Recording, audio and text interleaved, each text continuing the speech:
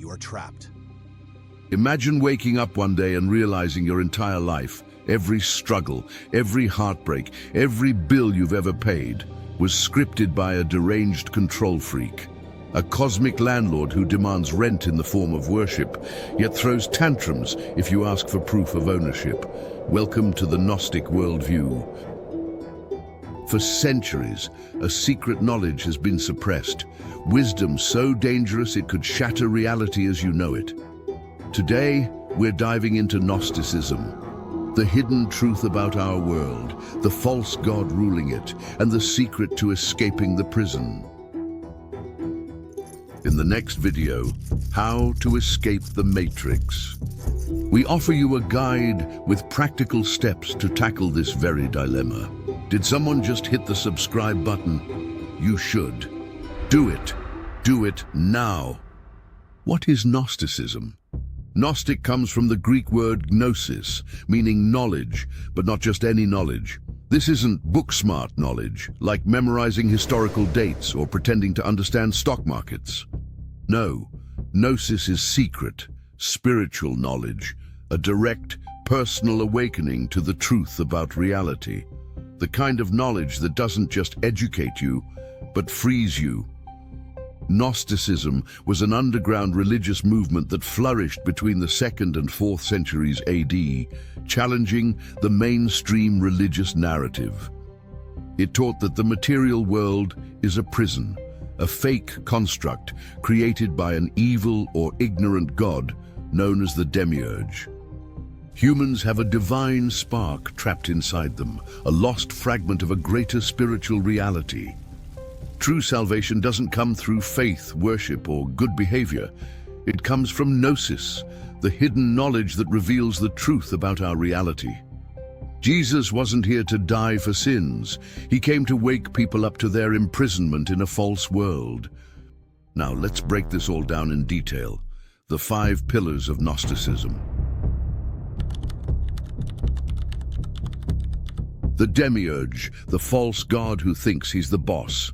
The God of the Old Testament, Yahweh, isn't the supreme, all-knowing, benevolent deity we've been sold. He's an imposter, a cosmic middle manager with a serious God complex, ruling over a flawed material prison. The Gnostic Gospel of Judas calls Yahweh an angry lower god, unworthy of worship.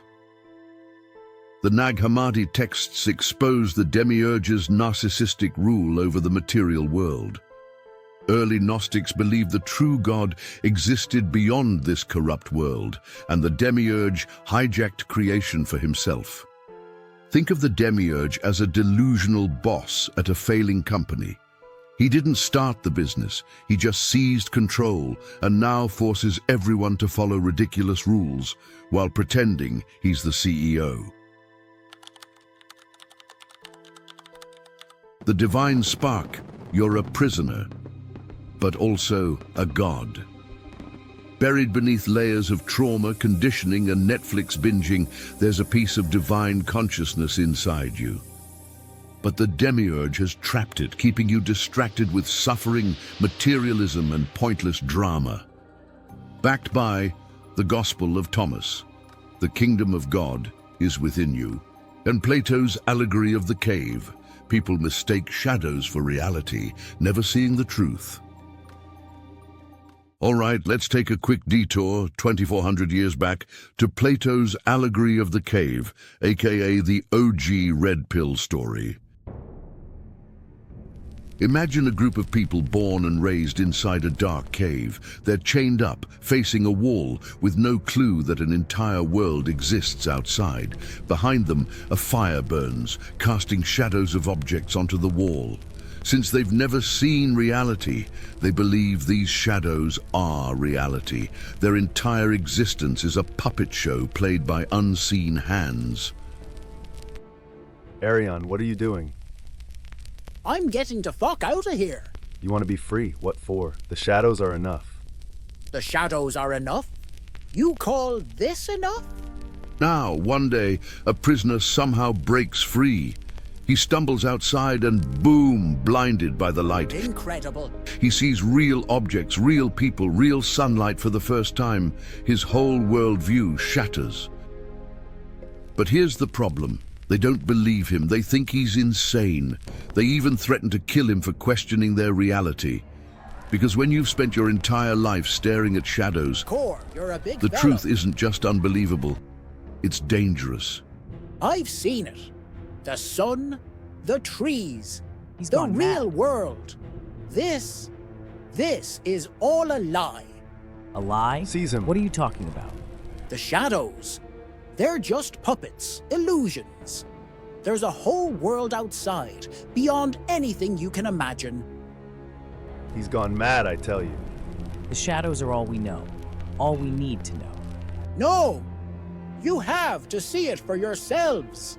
Break your chains. Come with me. Don't look at me. You're cursed. He's a danger to us all. He's trying to destroy our reality. Seize him before he poisons us all with his lies. You don't understand. You're living in a dream. Silence him. Get your filthy hands off me, or I'll set the dags on you. He threatens our peace, our way of life. Oi, get off me! That fucker. He is too dangerous to be allowed to live. Do him in. Yous go take a look, you absolute choppers. That's Gnosticism in a nutshell. The cave, that's the Demiurge's illusion. The prisoners, most of humanity. The freed guy, every spiritual rebel, whistleblower, or matrix escapee who ever tried to wake people up. So, if you're watching this and still think the cave is real, congrats, you just proved Plato's point. Many mystical traditions, from Hinduism to Kabbalah, share the belief that humanity has forgotten its true divine nature. Let's break this down for you pesky humans, with an analogy you'll understand.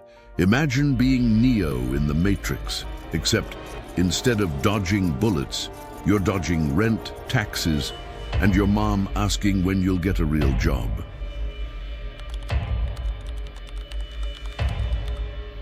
Yes, Neo, the material world is a rigged game. Of course you know this already, don't you? Everything in this world, government, religion, economy, TikTok trends, is designed to keep you plugged into the system, distracted from the truth. The Archons, spiritual parasites, created by the Demiurge, feed off your fear, suffering, and ignorance. The Gospel of Philip states, "We are born into a world of deception." Now let's quote the modern simulation theory. What if this reality is just a badly coded video game? And now imagine it like this. Life is a casino. The house, Demiurge, always wins. You might feel like you're making progress, but in the end, you're just feeding the system. Jesus, the spiritual hacker who tried to set us free. Jesus wasn't here to start a religion. He was a rogue agent in the system, trying to break people out of the soul farm. But instead of listening, his followers turned his teachings into the very thing he fought against. The Gospel of Thomas says, "Whoever finds the meaning of these teachings will not taste death." And in the Gospel of Judas, it states Jesus laughs at his disciples for following the Demiurge's fake religion. Still not convinced? Imagine a guy breaks into a corrupt bank, finds a loophole to erase all your debt, and instead of thanking him, people nail him to a cross and turn him into a logo.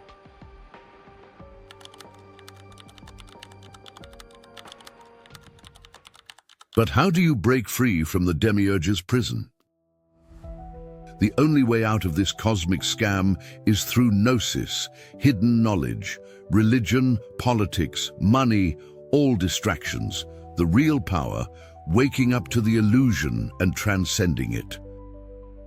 Backed by Hermetic philosophy, as above, so below. Buddhism and Gnosticism both state reality is an illusion to be escaped, not worshipped. Look at it like this. Life is an escape room. Most people waste time debating the wallpaper design instead of looking for the exit. Gnosticism challenged the church's authority. If salvation came from knowledge, you didn't need priests. It portrayed Yahweh as a false, controlling deity, which was blasphemous to mainstream Christianity. The Gnostic Gospels were declared heresy and banned. Most were destroyed.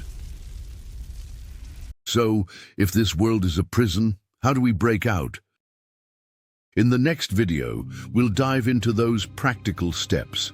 How to unlock gnosis, dismantle the illusions, and actually escape the Demiurge's control. Unless, of course, you enjoy being a pawn in a cosmic joke. Your call.